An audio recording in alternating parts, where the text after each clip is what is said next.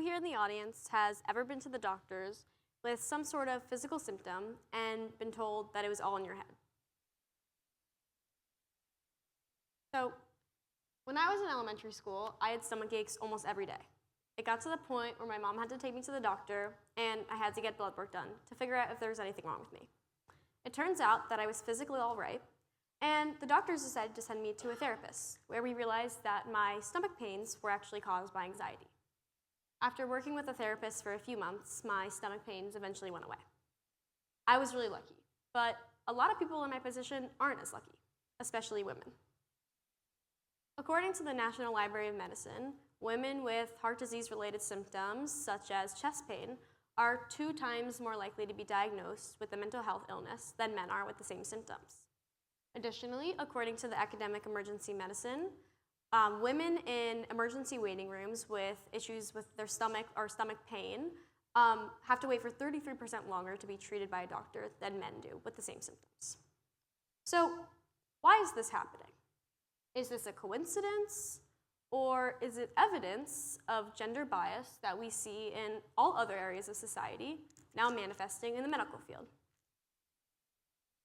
So, gender bias has been a persistent systematic issue since the beginning of medicine.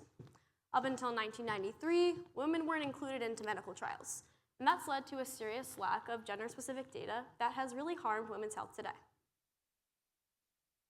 So I know something that NA talks a lot about is sleep. For any of you guys in the audience, if you want to call out, how much sleep do you think we need per night? Okay, so that was actually a trick question because, well, the answer is it depends. So biologically born males need around 7 to 8 hours of sleep a night. That's correct. But women actually need more, closer to about 8 to 10 hours. So this misconception comes from the lack of medical data and trials studied on women.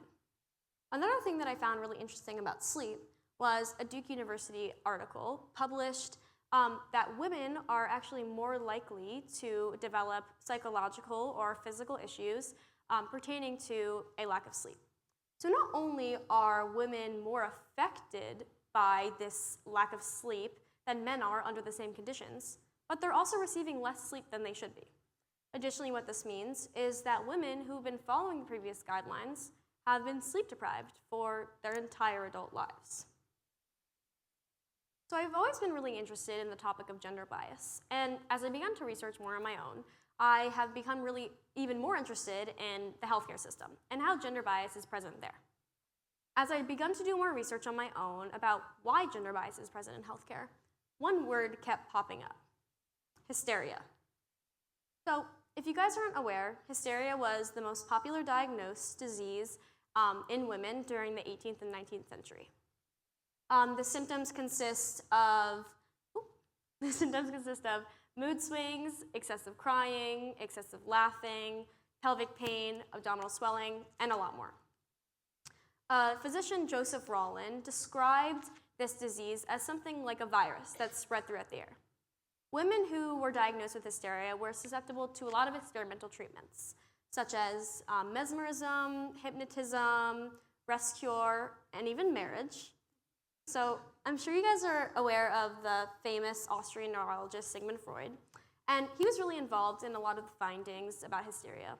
So he was the first one to call hysteria not a disease, but actually a psychological disorder, which he believed was caused by repression of painful past experiences. He was also really involved in a lot of the research and a lot of the experimental treatments done on women during this time of hysteria.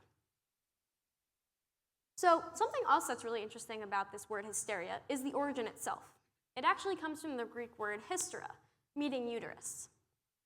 So this means that not only are women being directly attributed to this disease by the amount of diagnoses that are related to them, but the actual origin of the word itself is related to women.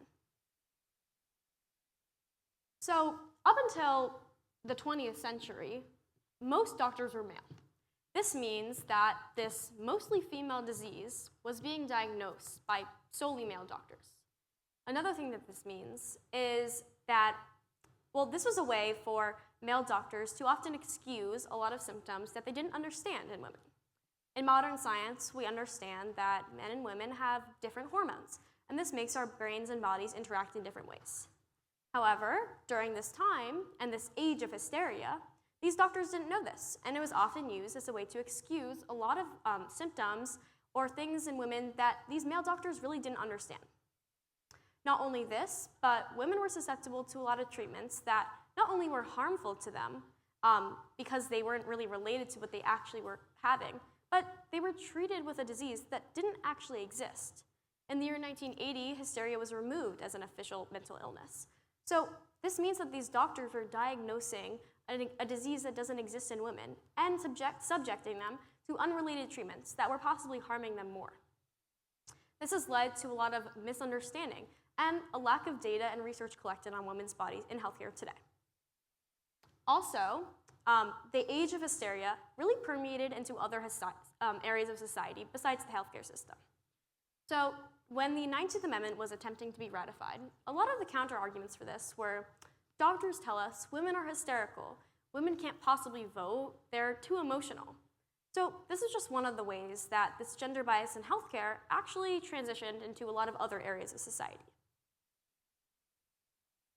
So you guys might be thinking, how does current gender bias relate to this seemingly far away history of hysteria that I keep talking about? Well, a really good current example of this is endometriosis. If you guys are unaware, endometriosis is a disease that affects around 10% of the population. It's very painful, and it occurs when uterine lining grows outside of the uterus. So not only is it extremely common, but there's no cure, and the average time for diagnosis is about 7 to 10 years. Some of the symptoms include infertility, pelvic pain, mood swings. This should sound a little familiar. In an article by Medical News Today, 2 women, Alma and Lisa, share their stories with endometriosis and their struggles to get diagnosed. Alma shares, "I was formally diagnosed with endometriosis around the age of 30, despite the fact that I had extremely painful periods since the age of 14. Additionally, Lisa shares a similar story about how since her first onset of symptoms at 16, she wasn't diagnosed until 9 years later. They go on to explain that often their pain was dismissed as just a really painful period, or sometimes that it was all in their heads. So in an article by the National Library of Medicine, Nikki Hudson proposes a thesis about endometriosis, calling it an undone science. So she describes the disease as more of a modern diagnosis because it was really only diagnosed starting in the 20th or even 19th century. However, she argues that this disease has actually been going on for far longer than that. She goes back to describe these ancient doctors and their descriptions of females coming to them with symptoms of pelvic pain and mood swings and infertility, things that we've heard a lot today, I'm sure. So what's interesting, though, is that these women weren't diagnosed with endometriosis. They were actually diagnosed with hysteria. So I think it's really important to look back into the history of gender bias in healthcare so we can understand why it exists today.